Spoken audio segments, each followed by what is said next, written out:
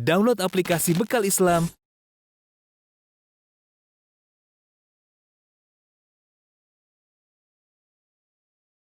Bismillahirrahmanirrahim. Assalamualaikum warahmatullahi wabarakatuh. Alhamdulillahi ala ihsanih wa syukru lahu ala taufiqihi wa amtinanih wa asyhadu an la ilaha illallah wahdahu la syarika lahu ta'ziman li sya'nih wa asyhadu anna Muhammadan abduhu wa rasuluhu da'ila ridwani. Allahumma salli alaihi wa ala alihi wa ashabihi wa ikhwani. Ikhwan dan akhwat yang dirahmati Allah Subhanahu wa taala, kawan-kawan di Qatar, di Abu Dhabi dan yang lainnya. InsyaAllah pada kesempatan kali ini kita akan bahas suatu perkara yang sangat tersebar di masyarakat kita, itu tentang merokok ya.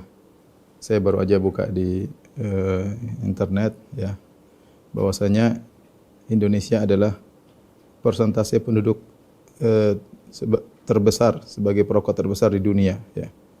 Jadi Indonesia dibandingkan jumlah perokok, persentasenya paling besar di dunia adalah orang Indonesia yang paling banyak merokok ya, berdasarkan laporan dari WHO ya. Dan ini adalah perkara yang ya menyedihkan ya, karena kita tahu rokok mudaratnya sangat banyak ya.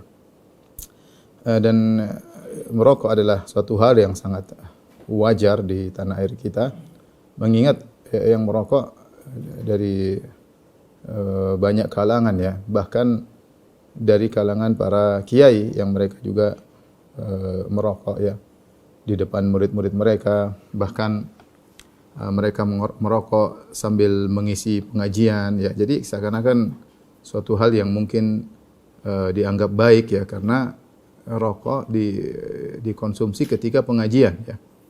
Lain halnya ketika rokok mungkin dikonsumsi di luar pengajian, tetapi ketika sambil pengajian, sambil merokok, sambil membacakan hadis-hadis Nabi, kemudian sambil merokok, maka seakan-akan itu suatu perkara yang dianjurkan ya. Murid-murid melihat loh, kiai merokok sambil pengajian ya tentu saja mereka wajar untuk meniru hal tersebut ya. Bahkan yang unik di tanah air kita, sebagian pondok mendapatkan pemasukan terbesar dari hasil penjualan rokok dalam pondok. Jadi di pondok jualan rokok, bahkan penghasilan terbesar pondok tersebut diantaranya karena menjual rokok ya. Kalau begini jadinya para kiai merokok, santri juga merokok, ya masyarakat merokok ya sangat wajar saja. Karenanya ketika MUI mengeluarkan fatwa tentang haramnya rokok pada sebagian kondisi, maka sebagian kiai menolak mentah-mentah ya, dan menganggap fatwa tersebut tidak menghormati para kiai atau melecehkan para kiai ya. Menurut kiai tersebut, kalau di pesantren tidak ada rokok maka tidak lengkap ya, karena kopi temannya rokok ya. Ya. Dan ini adalah hal yang sangat menyedihkan ya. Bagaimana kita mau menyalahkan masyarakat sementara para kiai, tokoh-tokoh agama ya, dan mereka merokok di hadapan umum, bukan cuma di hadapan umum, bahkan tatkala sedang pengajian. Meskipun kita tahu sebagian orang-orang ya, sebagian mungkin kiai mengatakan hukumnya makruh, tidak haram ya, meskipun yang benar adalah haram.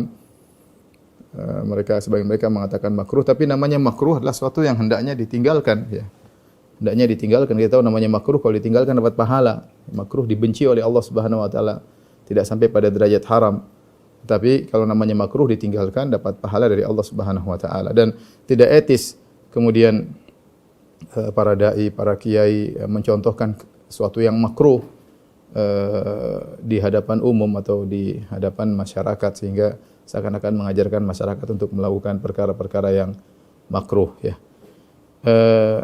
Saya masukkan perkara ini dalam buku saya, ajaran Madzhab Syafi'i yang ditinggalkan oleh sebagian pengikutnya, karena kita dapati ternyata ulama Syafi'iyah, para ulama Syafi'iyah telah membahas masalah rokok ya. Dan memang pembahasan rokok kita tidak akan dapatkan dalam kitab-kitab fikih klasik ya, karena di zaman dahulu rokok belum ada ya, rokok baru muncul belakangan ya. Baru kemudian ulama Syafi'iyah membahas tentang permasalahan tersebut. Di antaranya yaitu ulama Syafi'iyah belakangan yang bahas masalah ini. Di antaranya yang membahas adalah Ibnu Allan yang wafat pada tahun 1057 Hijriah. Kemudian juga ada Najmuddin Al-Ghazi yang wafat pada tahun 1061, kemudian Al-Qalyubi wafat pada tahun 1069 Hijriah, dan Al-Bujairimi yang wafat pada tahun 1221 Hijriah, ya. Mereka menyatakan tentang haramnya rokok, maka sepatutnya para orang-orang yang mengaku bermadzhab Syafi'i untuk kembali kepada fatwa para ulama mereka, ya, demi kebaikan mereka, demi kesehatan mereka, dan demi akhirat mereka tentunya, daripada mereka terjerumus dalam perkara yang haram yang mereka lakukan berulang-ulang setiap hari, ya, yang mereka lakukan berulang-ulang setiap hari. Ikhwan dan akhwat yang dirahmati oleh Allah Subhanahu wa taala, pada kesempatan ini kita akan bahas tentang dalil-dalil yang menjelaskan tentang haramnya rokok. Baru kemudian kita akan nukil perkataan para ulama Syafi'iyah tentang haramnya rokok, ya. Baik, dalil-dalil tentang haramnya rokok, ya.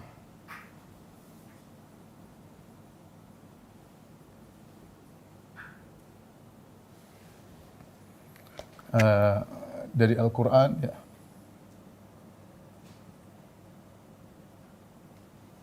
Kemudian dari Sunnah, ya.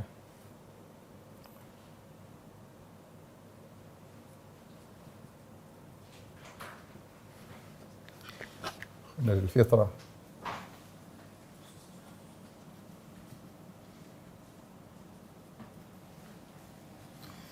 Baik, adapun dari Al-Quran banyak sekali dalil yang memang tidak ada dalil secara khusus dalam Al-Quran ketahuilah rokok itu haram, yang enggak ada, ya. Al-Quran sempurna dan cukup Al-Quran meletakkan kaedah-kaedah, demikian juga hadis-hadis meletakkan kaedah-kaedah yang dengan kaedah-kaedah tersebut bisa mencakup perkara-perkara yang baru akan muncul di masa depan. Karena sebenarnya mengatakan mana dalilnya dalam Al-Quran ketahuilah rokok itu haram. Ya memang tidak ada, tetapi kaedah-kaedah menunjukkan itu haram, ya. Kalau caranya begitu nanti banyak perkara yang kita harus halalkan. Contoh heroin, heroin misalnya, kemudian obat-obatan terlarang, mana dalilnya bahwasanya heroin haram? Dalam Al-Quran juga tidak ada, dalam hadis juga tidak ada, ya.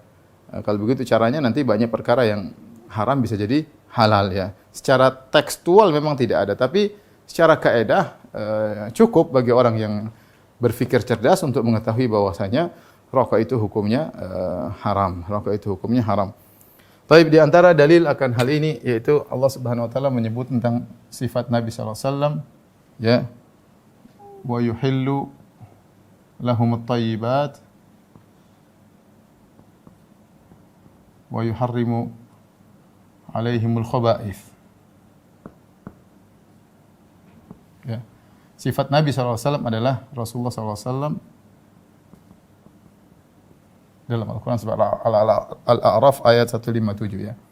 Ini surat ke-7 ayat 157. Ya. Rasulullah menghalalkan bagi mereka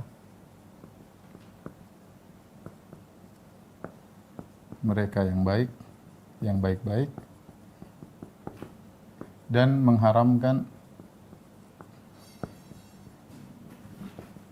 bagi mereka yang tidak baik. Yang tidak baik, ya. Baik, kita tahu bahwasanya Allah Subhanahu wa taala dalam Al-Qur'an menyuruh kita untuk makan yang baik-baik dalam banyak ayat. Misalnya firman Allah Subhanahu wa taala, "Kulu mimma fil ardi halalan thayyiba." Wahai orang-orang, wahai manusia sekalian, orang beriman, kulu mimma fil ardi halalan thayyiba. Makanlah yang ada di bumi, ya, yang halal dan thayyib, yang baik. Halal yang baik, ya. Berarti ada yang baik, ada yang tidak baik, ya. Ada yang thayyib, ada yang khabith, ya. Kemudian juga Allah Subhanahu wa taala berfirman, "Ya ayyuhar rusulu kulu minat thayyibati wa'malu shalihan." Wahai para rasul, makanlah yang baik-baik. Kemudian Allah juga berfirman, "Kulu min thayyibati ma razaqnakum." Wahai orang yang beriman, makanlah dari rezeki yang baik yang kami berikan kepada kalian. Jadi Allah menyuruh kita makan yang baik. Para rasul disuruh makan yang baik, mengkonsumsi yang baik. Yang tidak baik disuruh tinggalkan. Makanya Allah mengatakan wa yuhillu lahum at-thayyibati wa yuharrimu 'alaihimul khaba'ith. Rasulullah menghalalkan yang baik dan mengharamkan bagi mereka yang tidak baik. Coba kita tanya sama kawan-kawan sekalian. Rokok ini cuma dua pilihan, baik atau tidak baik? Tanya sama mereka yang mengatakan rokok itu halal atau rokok itu makruh. Tanya, rokok ini baik atau tidak baik? jawab dengan nurani ya. Ya, semua sepakat tidak baik ya. Rokok tidak baik, cuma dia kecanduan ya, mau diapain ya. Tapi kalau kita klasifikasikan maka dia akan jatuh pada klasifikasi tidak baik ya, yang diharamkan oleh Rasulullah sallallahu alaihi wasallam. Kemudian di antaranya dalil juga kata Allah Subhanahu wa taala, "Wala tulku bi aidikum ila tahlukah." Sama dengan firman Allah Subhanahu wa taala itu, jangan lemparkan diri kalian pada kebinasaan. Jangan lemparkan diri kalian, yaitu dalam kebinasaan. Kemudian juga firman Allah Subhanahu wa taala, "Wala taqtulu anfusakum. Innallaha kana bikum rahima." Jangan bunuh diri kalian.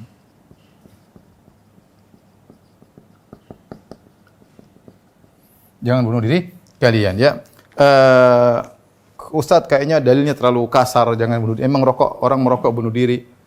Ya mungkin tidak langsung mati ya, tidak langsung mati. Tetapi tanya para dokter, mereka sepakat bahwasanya apalagi zaman sekarang bahwasanya rokok itu berbahaya. Kalau zaman dahulu mungkin sebelum teknologi canggih, sebagian dokter mungkin mengatakan rokok tidak apa-apa, bahayanya sedikit. Tapi dengan kemajuan teknologi mereka bisa memeriksa bahan-bahan yang terkandung dalam rokok, baik nikotin atau ter atau yang lainnya yang sangat berbahaya, yang bisa menimbulkan berbagai macam penyakit. Dan ini sudah tertulis. Para pembuat rokok ketika buat iklan tulis rokok berbahaya, bisa menimbulkan ini dan ini dan ini dan ini. Dirinci. Sekarang enggak dirinci tapi ditulis global, rokok membunuhmu. Rokok membunuhmu. Saya tidak tahu mana yang lebih mengerikan, dirinci atau cuma secara global. Tetapi yang nulis itu perusahaan rokok, ketika dia bikin iklan ditulis rokok membunuhmu ya. Maka wajar kalau kita bawakan ayat ini, wala taqtulu anfusakum. Apakah mereka bohong ketika nulis rokok membunuhmu? Ya. Ataukah pemerintah ketika nulis rokok membunuhmu syarat daripada iklan rokok berarti bohong? Jelas rokok membunuhmu. Bahkan WHO, saya baca tadi berita bahwasanya rokok di abad 20 ini membuat mati sekitar sebab kematian 100 juta manusia. Dan ini mengalahkan perang dunia pertama, perang dunia kedua. Perang dunia kedua yang meninggal sekitar 60 sampai 80 juta. Perang dunia pertama sekitar 18 juta ya. Jadi kalau digabungkan ya sama dengan akibat yang ditimbulkan oleh rokok. Cuma kalau perang dunia mungkin langsung mati. Kalau rokok bertahap, kematiannya pelan-pelan, tapi 100 juta orang di abad 20 penyebab kematian adalah rokok ya. Penyebab kematian adalah rokok ya. Tanya dokter-dokter kalau tidak percaya ya.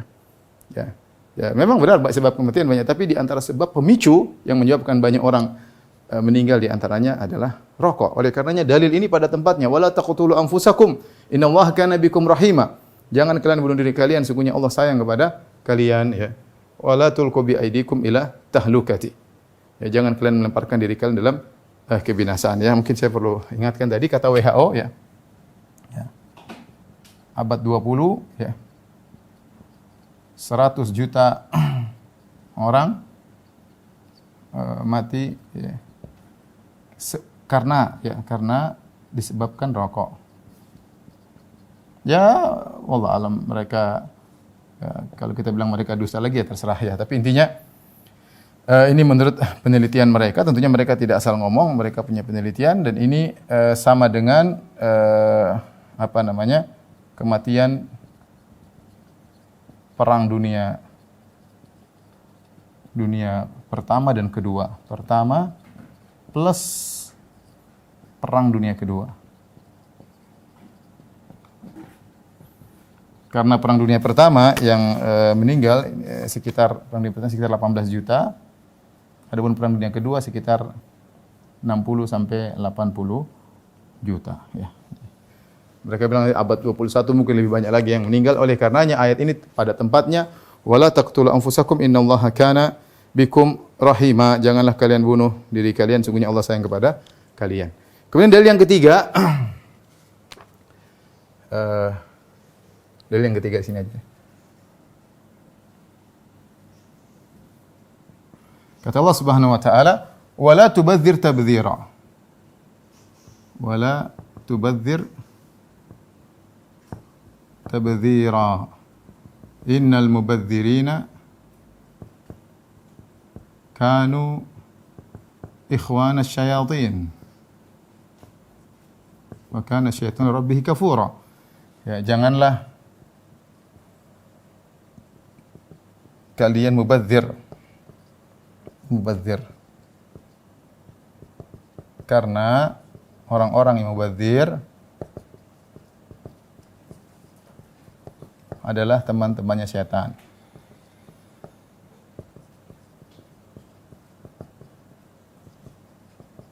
Saya rasa ini dalam surat Al-Isra. Saya rasa tidak ada yang ragu bahwasanya orang yang merokok disebut mubadzir, tidak ada yang ragu. Allah melarang israf, Allah melarang tabdzir, ya. Israf kebanyakan digunakan pada perkara yang halal tapi berlebih-lebihan. Allah mengatakan kulu washrabu wala tusrifu. Makanlah dan minumlah namun jangan berlebih-lebihan, ya. Kata Nabi SAW, kulu washrabu wa tasaddaqu min khairi sarafin wala makhyalah. Makanlah dan minumlah dan keluarkan harta kalian, tapi jangan berlebih-lebihan dan jangan sombong. Oleh karenanya israf atau saraf kebanyakannya digunakan pada perkara yang halal namun berlebih-lebihan, seperti makan berlebih-lebihan, minum berlebih-lebihan, kemudian mungkin berjalan-jalan menghabiskan uang berlebih-lebihan, ya. Kalau tabdzir pada perkara yang haram, ya, kebanyakan digunakan pada mengeluarkan biaya pada perkara yang haram. Contoh buat minum khamar, contoh buat main judi, contoh buat merokok, ya, buat merokok. Saya rasa semua orang sepakat bahwasanya rokok adalah pekerjaan mubadzir. Tidak ada faedahnya. Kalau saya kurang tahu harga rokok sekarang berapa satu bungkus? Berapa? 22.000, ya. Itu mungkin kalau di Jakarta, kalau di luar mungkin lebih mahal. 22.000. Kalau seorang tiap hari merokok satu bungkus saja, ada yang 2 bungkus, satu bungkus aja. Jadi bayangkan dia tiap hari buang uang 20.000. 20.000 kalau kali 30 sudah 600.000, banyak, ya. 600.000, ya. Mungkin dia bisa buat cicil apa, kayak cicil motor, kayak cicil apa, ya. Bayangkan dia merokok sudah 20 tahun merokok, coba bayangkan kalau dia itu mungkin sudah bisa bangun rumah. Zaman dulu uang tersebut sudah bangun rumah. 20 tahun merokok, sekarang dia miskin, tidak punya rumah. Dan banyak yang menyedihkan, yang merokok adalah orang-orang miskin. Banyak orang miskin, pekerja, subhanallah. Makanya saya bilang tanggung jawab di hadapan para kiai, bagaimana mereka melarang rokok, sebenarnya mereka mencontohkan rokok di hadapan masyarakat. Merokok kemudian kalau seandainya yang mencontohkan adalah mungkin pekerja atau orang kantoran, ya mungkinlah, ya. Tapi yang mencontohkan para kiai merokok, ya, di pondok jualan rokok, ya. Gimana masyarakat tidak ikut-ikutan merokok? Dengan ya sudah ikut aja merokok, ya. Orang kiainya aja merokok sambil pengajian merokok. Ya, maka saya ingatkan kepada para kiai untuk mengingat hal ini, bahwa ini tanggung jawab di hadapan Allah Subhanahu wa taala. Bagaimana kita mencontohkan, taruhlah itu makruh. Bagaimana kita mencontohkan makruh di hadapan masyarakat? Kalau itu makruh, diam-diamlah dalam rumah mungkin. Apalagi kalau hukumnya haram. Makruh saja tidak kita contohkan di depan umum. Kalau orang soleh selalu melakukan yang makruh, maka jatuh muruahnya, jatuh harga dirinya. Bagaimana lagi dengan perkara yang haram, ya. Maka lihatlah tabdzir, ya. Bisa jadi seorang di rumah merokok, sementara kalau anaknya nangis minta jajan enggak ada uang, ya. Anaknya minta jajan, tapi kalau buat rokok ada uang. Kalau buat rokok ada uang. Buat anaknya, buat istrinya, terkadang alasan sana sini, ya. Jadi ini menyedihkan ternyata yang merokok banyak orang miskin. Apalagi tanah air kita di persentase paling besar Indonesia merokok, ya, dan banyaknya orang miskin yang merokok, ya. Wala tubadzir tabdzira, janganlah kalian melakukan tabdzir. Kenapa? Innal mubadzirina kanu ikhwana syayatin. Sungguhnya orang-orang yang melakukan tabdzir adalah teman-temannya syaitan, ya. Teman-temannya syaitan. Ya ikhwan, ya. Saya kadang berpikir, ya, kenapa orang bisa merokok? Coba, pertama kali apa yang motivasi dia untuk merokok? Pasti dia pertama merokok, pasti dia batuk-batuk. Tidak enak. Apa yang buat dia motivasi merokok? Ya mungkin kelihatan keren, kelihatan orang berhasil. Awalnya nggak enak, batuk-batuk, pasti. Semua orang merokok tidak langsung bisa menikmati, tidak mungkin. Dia pasti merokok pertama, dia pasti batuk-batuk, terganggu, terkadang kepala pening, dan itu kenyataannya demikian. Tetapi ini bukti bahwasanya syaitan bisa menghiasi sesuatu yang buruk jadi baik. Karena syaitan sudah bersumpah di hadapan Allah, la uzayyinanna lahum fil ardi wa la ughwiyannahum ajma'in. Ya Allah, sungguh benar-benar aku akan menghiasi maksiat di dunia bagi anak-anak Adam. Suatu yang buruk, beda, saya katakan beda, yang orang bisa langsung lezat, misalnya zina, ya. Haram tapi langsung lezat, ya. Zina haram langsung apa? Lezat, ya. Ya, mungkin apa kayak banyak maksiat yang dilakukan langsung lezat, ya. Tapi kalau rokok enggak. Rokok batu-batu, nanti setelah berapa kali dia mencoba baru kemudian dia ketagihan. Ya, terus apa motivasi dia? Ya tadi, setan menghiasi seakan-akan kalau kau merokok, kau keren. Kalau kau merokok berarti kau orang gaul, kau akan ini, akan anu, akan ini, akan anu.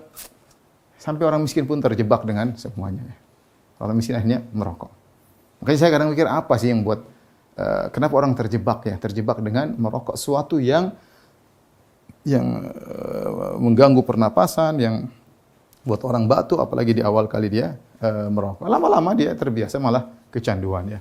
Tapi ini dalil-dalil Al-Quran yang menunjukkan bahwasanya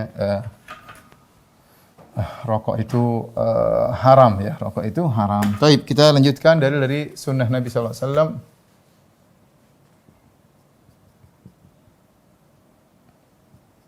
Hadis-hadis Nabi sallallahu alaihi wasallam. Ya. Di antaranya Rasulullah SAW bersabda, ya, la darar wa la dirar. Ya. Tidak boleh membeli mudarat. Mudarat, ya. Yaitu pada diri sendiri atau pada orang lain. Atau pada orang lain.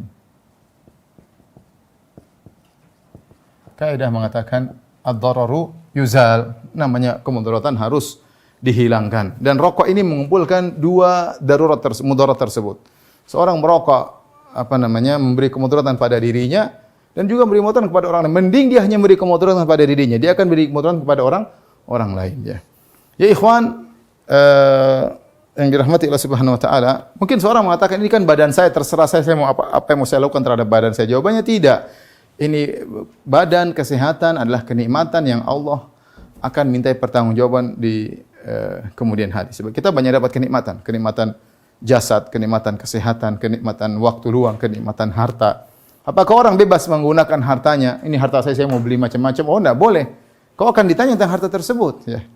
Sama jasadmu ini tidak boleh kau rusak, ya. Kalau ada seorang kemudian dia potong jarinya, haram hukumnya, tidak boleh merusak jasad, ini jasad amanah dari Allah Subhanahu wa taala ya. Makanya Nabi sallallahu alaihi wasallam mengatakan man tahassas summan ya faqatala nafsahu fasummuhu fi yadihi wa huwa yatahassahu fi nari jahannam khalidan fiha abada. Barang siapa di dunia mati karena mengkonsumsi racun, ya dia konsumsi racun, maka faqatala nafsu, dia bunuh diri, maka pada hari kiamat dia akan disiksa dengan dia mengkonsumsi racun tersebut di neraka jahanam selama-lamanya ya. Jadi jangan mentang-mentang ini badan saya mau rusakin, terserah saya. Oh enggak, ini badan amanah dari Allah, kamu akan diminta pertanggungjawaban. Karena kau telah merusaknya, ya. Makanya orang kalau mati bunuh diri disiksa dengan bagaimana cara dia bunuh. Padahal saya bunuh diri dengan melemparkan dirinya dari tempat yang tinggi, dia akan disiksa oleh Allah pada hari kiamat dengan lemparkan tempat yang tinggi. Barang siapa qatala nafsahu bihadidatin, barang siapa bunuh dirinya dengan benda yang tajam, dia akan disiksa pada hari kiamat dengan menikam dirinya pada hari kiamat di neraka jahanam kelak. Oleh karenanya orang yang merokok ya terkumpulkan pada dia dua perkara, memudaratkan dirinya. Yang lebih parah daripada itu, memudaratkan orang lain.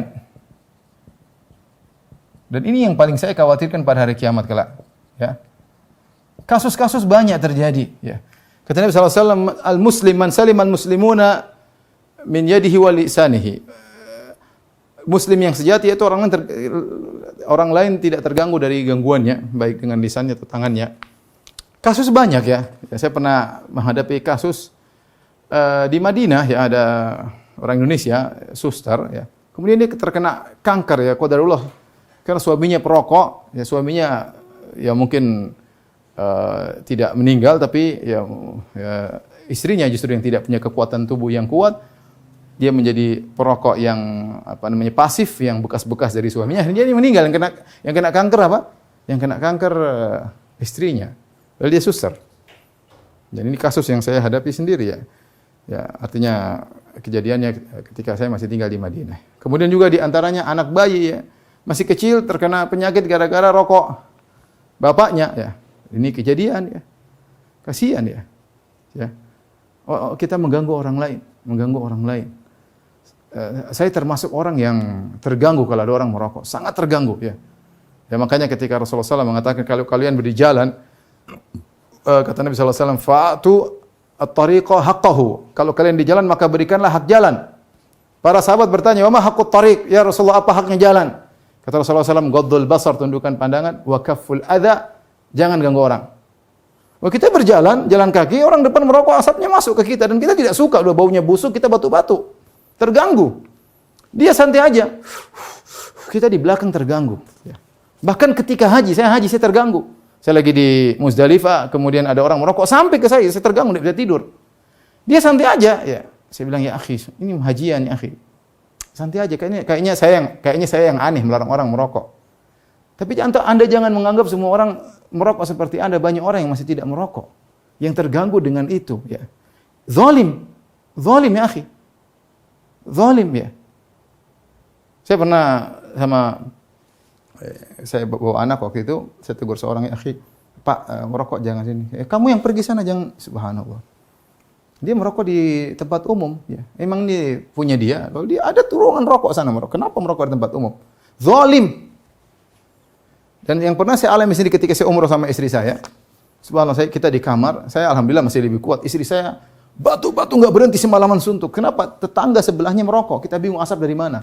Ternyata sebelah ada yang merokok. Akhirnya telepon pihak hotel untuk menegur orang tersebut. Orang Indonesia ternyata.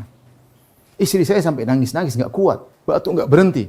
Saya batuk dikit-dikit ya. Rupanya meskipun hotel sudah, tapi ada asap aja yang masuk karena sebagian pintu nyambung ya, connecting cuma ditutup, tapi masih ada celahnya dan asap bisa masuk. Bayangkan dia umroh ganggu orang, zalimi orang. Waliyadzubillah ya. Maka ini yang paling berbahaya adalah memudaratkan orang lain. Ini bukan perkara sepele ikhwan ya. Nanti akan ditanya oleh Allah pada hari kiamat mengganggu orang. Ya, mengganggu orang.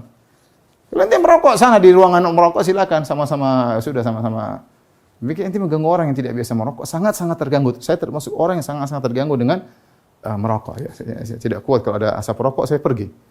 Dan teman-teman tahu, saya misalnya makan di restoran, ada orang merokok, rokoknya saya pergi. Saya tidak bisa. Ya. Saya tidak bisa, ya. Tidak kuat ya.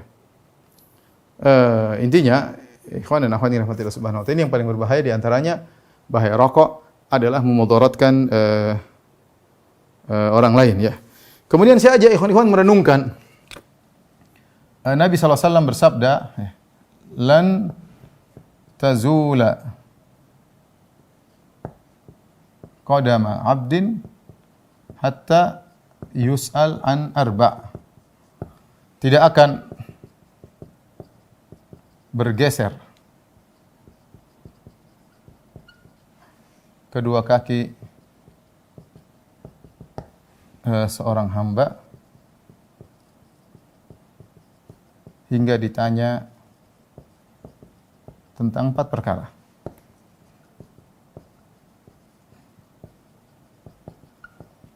Di antaranya tentang an malihi min aina iktasabahu fima anfaq, tentang hartanya, di mana didapatkan, kemana dihabiskan. Ini saja, di mana habiskan, dia tanya untuk beli rokok. Orang miskin kasihan, merokok. Di tukang, lihat orang merokok, tukang sampah, tukang batu, kasihan lihatnya sudah. Ya, gaji berapa sih? Potong, taruhlah dia gaji 100.000 per hari. Itu kalau sampai, itu potong 20.000 buat rokok. Banyak 20.000. Kasihan, belum nanti biaya obat-obatnya. Kerja sambil batu-batu. Kasihan. Bukan, ya orang kaya boleh lah. Orang kaya mungkin rokok sedikit-sedikit. Orang miskin-miskin kasihan. Yang contohin kiai-kiai. Tukang batu, tukang sampah, tukang apa, kasihan. Yang mungkin gajinya pas-pasan, tetapi merokok. Akan ditanya oleh Allah, kemana kau habiskan uangmu? Kemana kau habiskan uangmu? Kemudian ditanya juga, di antara an umri fima afna, umurnya di mana dia habiskan, kemudian an jasadi fima ablah, jasad kemana dia habiskan, ya digunakan untuk merokok dan yang lainnya. Jadi seorang merenungkan akan hal ini karena merokok adalah tabdzir. Tidak ada yang ragu kalau setiap sehari ada orang uang punya 20.000 dia bakar. pagi-pagi bakar 20.000 atau sore bakar 20.000. Orang ini gimana? Nanti buat bakar 20.000. Coba buat sedekah bisa jadi bikin masuk surga, ini bakar 20.000 tiap hari, bakar 20.000 dibuang ya. Dibakar. Mubazir, ya. Mubazir ya. Kemudian di antara bentuk kemudaratan ya adalah mengganggu orang salat ya. Mengganggu orang salat ya. Rasulullah SAW melarang ya. Rasulullah SAW man akala min hadhihi syajarah, yaitu barang siapa makan daripada tumbuhan ini, yaitu basal atau thum, yaitu bawang putih, bawang merah, fala yaqrabanna masjidana wal ya'tazil musallana ya. Kata Nabi sallallahu alaihi wasallam, barang siapa yang makan bawang putih, bawang merah, maka jangan ke masjid. Intinya jangan ke masjid. Kemudian Nabi sallallahu alaihi wasallam mengatakan, fa innal malaikata tata'adza mimma yata'adza minhu banu Adam. Sungguhnya malaikat terganggu dengan apa yang mengganggu anak Adam. Ya. Kalau bawang saja, orang kalau makan kemudian dia salat, kemudian di sampingnya dia baca bismillahirrahmanirrahim, mengganggu sebelah, Rasulullah larang. Karena di antara kunci salat adalah kekhusyuan, sementara seorang terganggu dengan bau mulut tetangganya sebelah ya. Dia bernapas maka keluar aroma yang tidak enak ya. Sama dengan merokok, orang merokok mulutnya juga bau. Mulut juga bau ya. Dia merokok mulutnya bau. Ya. Orang sampingnya terganggu. Ya. Karenanya seorang karena rokok menimbulkan bau yang sangat tidak enak ya, dan bisa mengganggu orang yang sedang salat, maka ini semua hendaknya direnungkan oleh para ikhwan dan akhwat yang mungkin masih merokok agar jangan dia terjebak dari perkara-perkara yang haram. Yang cuma saya bilang yang paling berbahaya adalah memberi kemudaratan kepada orang lain. Yang berikutnya fitrah. Ya. Ini sering saya sampaikan. Fitrah, semua orang kalau ditanya rokok pasti mengatakan tidak enak, tidak baik. Semua orang pasti bilang rokok tidak baik. Meskipun perokok, misalnya ada orang merokok terus anaknya masih SD merokok, dia jangan nak. Dia pasti tidak suka lihat anaknya merokok SD. SMP merokok tidak suka. Dia itu kebiasaan buruk. Meskipun dia perokok, dia pasti lihat anaknya merokok, dia pasti nggak suka. Ya, SMP, SMA ya. Ini berarti perkara yang buruk. Semua fitrah menolak, bilang rokok bagus, nggak ada yang bilang rokok itu baik. Rokok itu nggak baik. Makanya nggak ada yang merokok bilang Bismillahirrahmanirrahim. Enggak ada. Merokok aja. Bismillah. Ya. Kemudian setelah merokok dia bilang, Alhamdulillah alladzi at'amani hadzal ta'am wa razaqani min ghairi haulin wala quwwah. Segala puji bagi Allah yang memberikan aku rokok ini ya. Ya Allah, tambahkanlah rezeki rokok kepada aku. Enggak ada orang begitu. Kalau rokok baik kita boleh minta. Kalau kita minum susu kita boleh minta, ya Allah tambahlah rezeki susu kepada aku. Kita makan roti, ya Allah tambahkanlah kenikmatan bagiku. Apakah ada orang dengan nuraninya habis merokok, alhamdulillah, ya Allah tambahlah rezeki rokoknya? Enggak ada. Enggak ada. Fitrah kita nolak. Kita aja kalau kita misalnya baca Al-Qur'an, kita boleh sambil minum kopi. Coba kita baca Quran sambil merokok, kesannya tidak enak. Saya bicara nurani ya. Kalau orang ya mungkin saya biasa aja Ustaz, iya, tapi kita jangan tanya sama orang yang merokok, tanya orang yang wajar, yang nuraninya masih oke lah ya. Kalau kita baca Quran sambil minum kopi, masih oke. Minum teh, mungkin sambil makan kue, kita lanjut lagi. Tapi kalau kita sambil merokok, kemudian baca, kesannya tidak baik. Saya sering sampaikan para jemaah haji. Gimana antum pakai kain ihram, kemudian labbaik Allahumma labbaik, labbaik la, enggak enak dilihat. Enggak enak dilihat ya. Fitrah menolak rokok itu baik. Semua orang tahu rokok itu tidak baik. Ini cukup sebagai peringatan bagi kita bahwa itu perkara yang hendaknya kita tinggalkan karena Allah Subhanahu wa taala. Jadi tidak ada yang ketika merokok, yang memulai rokok dengan membaca bismillah. Enggak ada.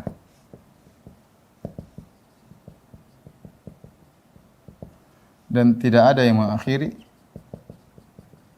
yang selesai merokok mengucapkan alhamdulillah. Enggak ada. Enggak ada, ya. Yang terakhir adalah perkataan para dokter, ya. Kesepakatan para dokter.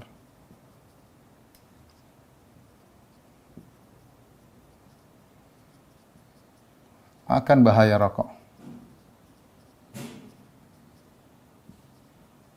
Ya, saya bilang tadi, dulu mungkin ada dokter yang mungkin ragu-ragu ini rokok, mungkin bilang makruh. Tapi sekarang saya rasa semua dokter semua sepakat dengan kemajuan teknologi, dengan ilmu sains yang lebih maju, ilmu medis yang lebih maju. Mereka tahu bahaya rokok mengandung ini, bahayanya kayak apa, sumber kematian dan macam-macamnya, ya.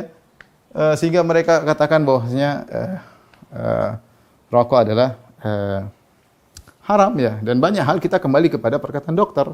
Masalah penyakit kita tanya sama dokter, ya. Sehingga ketika para ulama membahas perkara-perkara tertentu yang berkaitan dengan dokter, mereka mengambil keputusan dari pernyataan para dokter. Banyak hal, ya. Masalah misalnya proses misalnya melahirkan, boleh nggak begini? Mereka tanya dokter ini bagaimana, ya. Misalnya masalah kecantikan, prosesnya bagaimana? Mereka tanya dokter. Ya, mereka tanya dokter. Penggunaan ini bagaimana? Mereka tanya dokter. Di antara rokok tanya dokter. Yang pakar dokter.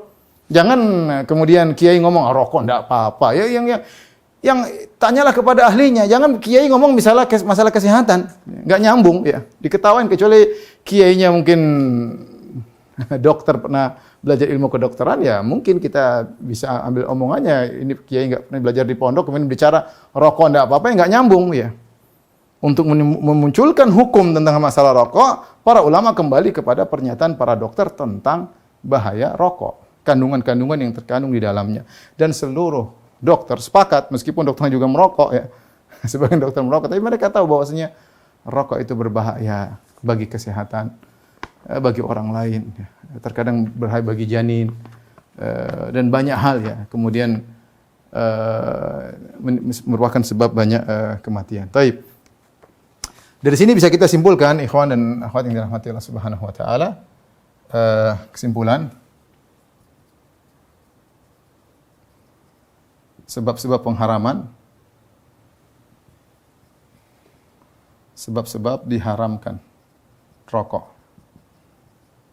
Apa saja tadi? Pertama adalah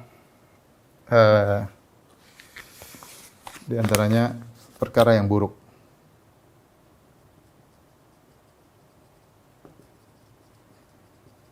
Di antaranya adalah berbahaya,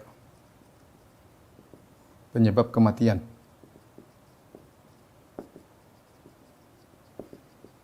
Di antaranya adalah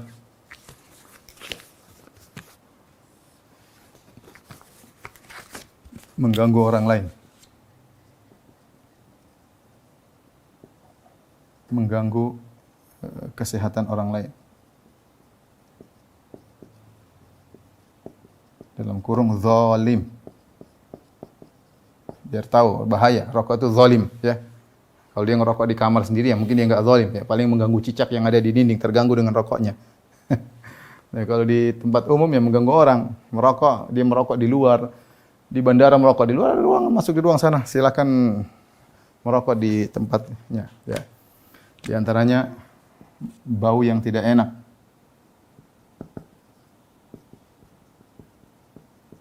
Mengganggu ketika sholat. Kasihan juga istrinya, ya. Tiap hari harus tidur sama orang yang terkadang seperti baunya bau rokok, ya, seperti bau asbak. Kasihan kan tiap hari ketemu orang seperti itu. Anak-anak juga kasihan. Kalau kita nggak biasa merokok, ada orang dekat, kita nggak enak, ya, kalau jauh mungkin. Tapi kalau dekat ngomong nggak enak, pasti nggak kuat dengan baunya. Ya kalau lama-lama ya biasa, kasihan istrinya. Istrinya nggak merokok, tapi lama-lama ini suaminya, mas yang dia cintai, ya akhirnya dia, ya sudahlah. Aslinya orang nggak kuat kalau nggak ngerokok, cium bau rokok nggak kuat, ya. Tapi lama-lama biasa, ya sama, udah masuk WC lama-lama ya nggak ada masalah, ya. Eh, ada lagi jangan lupa, yaitu mubazir. Ya. Rasulullah SAW kata Nabi SAW, wa karihalakum salasan, Allah benci dari kalian 3 perkara. Yana qil wa qal, kasratus su'al, wa idha'atul mal. Idha'atul mal, buang-buang harta, dilarang oleh Allah Subhanahu wa taala. Inilah hal-hal yang menunjukkan bahwasanya rokok diharamkan. Salah satu saja sudah cukup mengharamkan rokok, apalagi terkumpul perkara-perkara ini ya. Wallahu a'lam bishawab. Baik, kita akan bacakan pernyataan para ulama Syafi'iyah ya dalam hal ini. Saya bacakan pertama perkataan Ibnu Allan Al-Bakri As-Siddiqi Asy-Syafi'i wafat 1057 Hijriah. Beliau menulis buku khusus tentang pengharaman rokok, ya, yaitu tentang pemberitahuan kepada para saudara-saudara tentang haramnya rokok. Beliau berkata, wa qad ittafaqal ulama ala hifdzil uqul wa sauniha minal mughayyirat wal mukhaddirat. Sungguhnya para ulama telah sepakat tentang untuk menjaga akal dan juga menjaganya dari perkara yang bisa merubah akal dan juga bisa melemahkan akal, bisa membuat fly akal. Wa kullu man imtassa hadzal dukhan muqirrun, dan semua orang yang menghirup rokok ini mengakui bi annahu la budda an yadukha awwala tanawulihi. Kalau dia pertama kali menghisap rokok dia pasti pening, pasti ya. Wa yakfi dzalika dalil ala tahrim. Ini cukup menunjukkan hukumnya haram. Karena kullama ghayyara al-aqla biwajhin min al-wujuh, karena segala perkara yang merubah akal dengan model apapun perubahannya, au athara fihi, atau memberi pengaruh kepada akal bitariqi tanawulihi, karena mengkonsumsinya, maka hukumnya adalah haram. Ini perkataan Ibnu Allan, ulama Syafi'iyah. Kemudian juga Al-Qalyubi Al-Misri wafat 1069 Hijriah, beliau berkata, wa qawluhu anil banj wa nahwihi min kulli ma fihi takhdir wa taqtiyatun lil aqli fa huwa tahirun wa in haruma tanawuluhu. Adapun al-banj yaitu semacam mungkin zat atau tumbuhan yang digunakan untuk kalau orang mau operasi membius ya, yaitu segala suatu perkara yang bisa membiuskan atau menutup akal, maka dia suci. Wa in haruma tanawuluhu, meskipun dilarang untuk menggunakannya, kecuali dalam kondisi darurat untuk operasi dan yang lainnya. Walidzalika qala ba'dhu masyayikhina wa minhu ad-dukhan. Oleh karena sebagian ulama kita mengatakan di antaranya ad-dukhanul masyhur, yaitu rokok yang terkenal ya. Ini mungkin awal-awal di zaman baru muncul rokok. Wa huwa kadzalik, dan hukumnya demikian. Li'annahu yaftahu majariyal badni wa yuhayyuha liqabuli al-amrad al-mudhirrah. Karena rokok bisa membuka mungkin saluran-saluran di badan yang membuat dia mudah untuk menerima penyakit-penyakit yang berbahaya. Walidzalika yansha'u anhu tarahhulu wat tanafisu wa nahwuhuma, karena orang merokok akhirnya menimbulkan keriput atau menimbulkan sesak nafas, batuk dan semisalnya. Wa rubbama adda ilal ama, ini mungkin rokok zaman dulu yang berbahaya, yang sangat berbahaya, ya, mungkin tidak ada filternya zaman dulu tahun 1069 Hijriah. Bisa menimbulkan kebutaan kama huwa mahsus, sebagaimana yang kita lihat musyahad, ada orang buta gara-gara merokok. Waqad akhbara man yuthaqu bihi annahu yahsulu minhu dawaranur ra'si aidan, dan orang yang dipercaya telah mengabarkan bahwasanya merokok itu bisa menimbulkan pening. Wala yakhfa anna hadha a'ammu dararan minal makmur alladhi harrama az-zakashiyyu aklahu li dararihi, dan tidak diragukan bahwasanya rokok itu lebih kemudarannya lebih besar daripada makan al-makmur. Al-makmur adalah daging yang dimasak diletakkan dalam tanah, kemudian asapnya berkumpul di daging tersebut, itu diharamkan oleh Zarkashi. Kenapa terkumpulnya asap pada daging tersebut? Kalau dimakan daging tersebut memberi kemudaratan pada jasad, itu diharamkan oleh Az-Zarkashi. Rokok lebih parah, bukan daging atau asapnya langsung masuk. Ini aja asap yang masuk dalam daging aja, dagingnya dimakan tidak boleh karena berbahaya, apalagi yang asapnya ya. Demikian juga Sulaiman Muhammad bin Umar Al-Bujairimi wafat 1121 Hijriah. Dia mengatakan wa yahrumu ma yadurrul badan awil aqla wa minhu yu'lamu hurmatud dukhan al-masyhur. Ya. Dan diharamkan seluruh yang memberi kemudaratan kepada badan atau akal. Di antaranya dari sini kita tahu tentang haramnya rokok yang masyhur. Ya. Kemudian juga Najmuddin Muhammad bin Muhammad Al-Ghazi 1601 Hijriah, beliau berkata, ya, wa tutun alladhi hadatha, tutun itu jenis rokok ya, tutun jenis nama rokok. Wa kana huduthuhu bi Dimashq sanata 15 ba'da al-alf. Ya. Beliau mengatakan rokok ini baru muncul di Damaskus tahun 1015 Hijriyah. Yadda'i syaribu annahu la yuskir, yang ngisap rokok menyatakan tidak bikin mabuk. Wa in salima lahu fa innahu mufattir. Meskipun dia tidak mabuk tapi dia mufattir, melemahkan tubuh, menjadikan dalam datang riwayat nah Nabi sallallahu alaihi wasallam an kulli muskil mufattir. Rasulullah melarang semua yang mabukkan dan yang melemahkan tubuh, wa huwa haram, dan ini hukumnya haram, ya. Kemudian beliau berkata walaysa minal kabair. Merokok hukumnya bukan dosa besar. Walaysa minal kabair tanawuluhu al-marra aw al-marratain. Kalau seorang merokok sekali 2 kali maka bukan dosa besar. Ai balil israru alaihi bikauni kabiratin kasairis saghair. Dan jadi dosa besar kalau terus-menerus.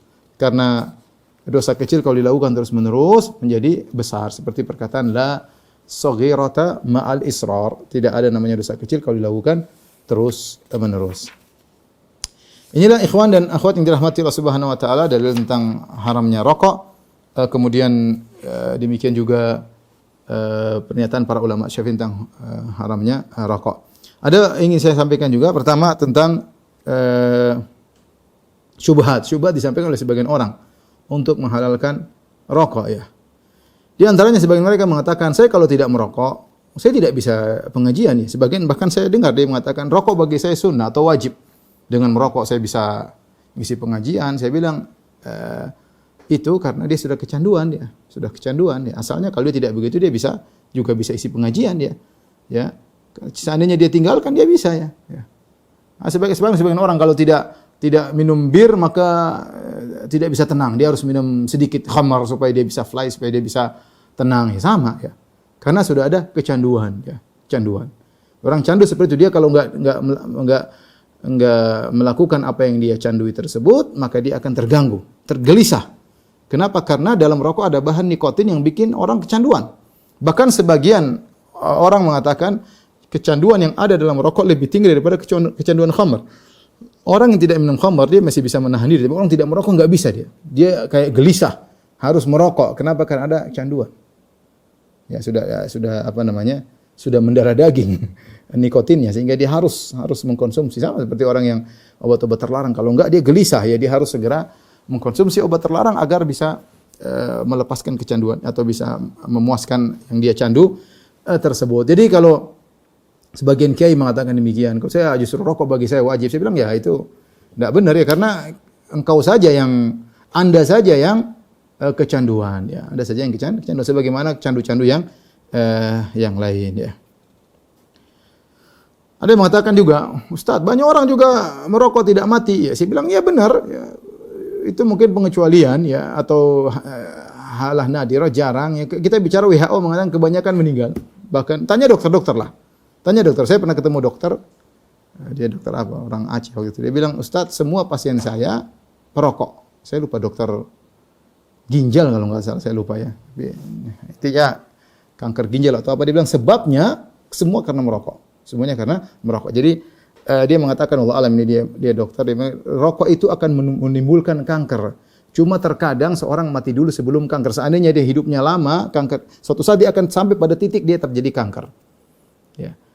Adapun seorang tidak meninggal, ada orang mungkin 70 masih merokok, 80 masih merokok, bukan berarti kemudian menjadi hal banyak orang yang masih muda merokok meninggal gara-gara rokok. Sebagaimana orang-orang bule banyak minum khamar tidak mati-mati, banyak. Terus khamar jadi halal, minum khamar sampai 70 tahun atau 90 tahun masih teler, khamar berbahaya, alkohol, tapi tidak mati, kemudian jadi halal. Bukan berarti orang tidak mati kemudian menjadi halal, tapi semua dokter tahu paru-parunya rusak, ya, paru-parunya rusak dengan merokok tersebut. Kemudian juga ada yang mengatakan dengan merokok, Ustaz, kita akan membuka banyak ruang pekerjaan bagi masyarakat, ya. Kasihan petani-petani tembakau kalau kita haramkan rokok. Kita bilang ya hancurkan tembakau, tanam yang lain masih banyak. Nanti kalau berdalil dengan cara masalah pekerjaan banyak yang kita tidak bisa tutup. Khamar misalnya, kemudian ada petani anggur, ya sudah. Nanti kalau khamarnya tutup, petani anggurnya kurang laku misalnya, ya. Khamar kalau tutup, pabrik bir tutup, banyak orang yang nganggur, ya. Sama pelacuran juga, prostitusi juga kalau tutup, kasihan dong pelacur-pelacurnya, kasihan dong satpam-satpamnya, kasihan dong pengurus hotelnya. Kasihan dong pemasok-pemasok birnya, ya lingkaran setan ya. Ya. Kalau kita mikir kalau kita bubarkan nanti banyak yang nganggur, ya Allah kasih pekerjaan yang lain banyak. Ya. Maka jangan dijadikan dalil untuk menghalalkan rokok dengan mengatakan kalau kita haram merokok sumber penghasilan pondok jadi berkurang. Repot. Kasihan masyarakat, kasihan Anda. Kasihan masyarakat yang terkena penyakit. Kasihan. Kasihan orang-orang yang kemudian pekerja-pekerja miskin yang kemudian tukang batu, tukang merokok, kasihan. Duitnya habis terus. Harusnya bisa dia kumpulkan untuk kasih istri. Coba 600.000 tiap bulan kasih istri, senang sekali. Orang miskin 600.000 banyak. Ya, habisin buat merokok. Ini di antara syubhat-syubhat yang mereka sampaikan. Taib, apa hukum jualan rokok? Tentu hukumnya haram ya, karena Allah berfirman wala ta'awun 'alal itsmi wal 'udwan. Ya. Jangan kalian tolong-menolong dalam dosa dan permusuhan. Rokok adalah dosa. Allah juga berfirman wala ta'kulu amwalakum bainakum bil batil. Janganlah kalian makan harta kalian dengan harta di antara kalian dengan cara kebatilan. Kita jual rokok, kita hasilnya haram karena kita memakan harta dengan kebatilan. Kita memberikan racun kepada orang yang beli rokok.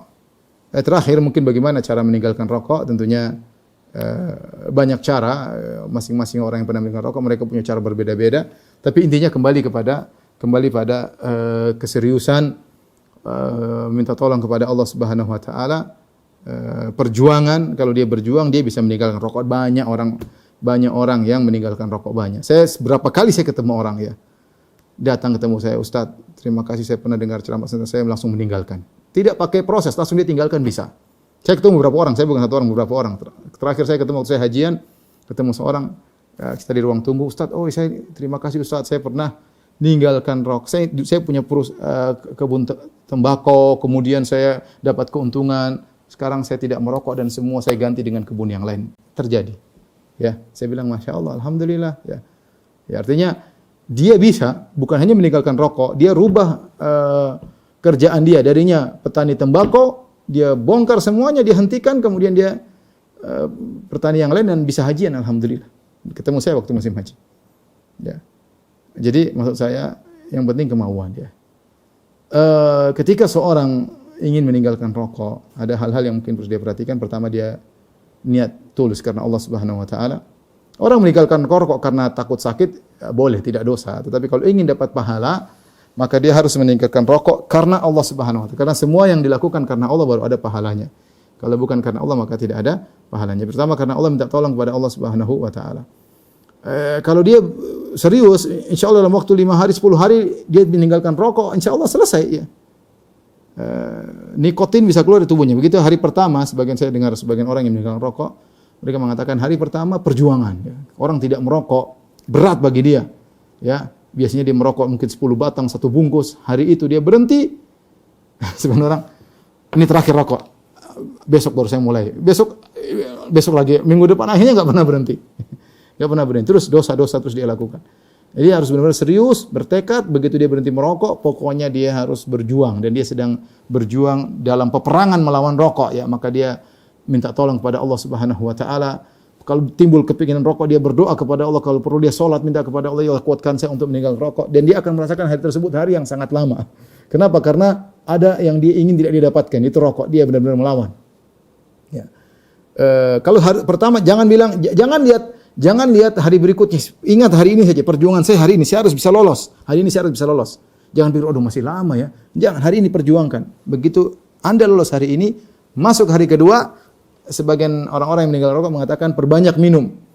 Perbanyak minum karena ini untuk menghilangkan nikotin dari tubuh di antaranya. Tanyakan ke dokter-dokter lebih ahli.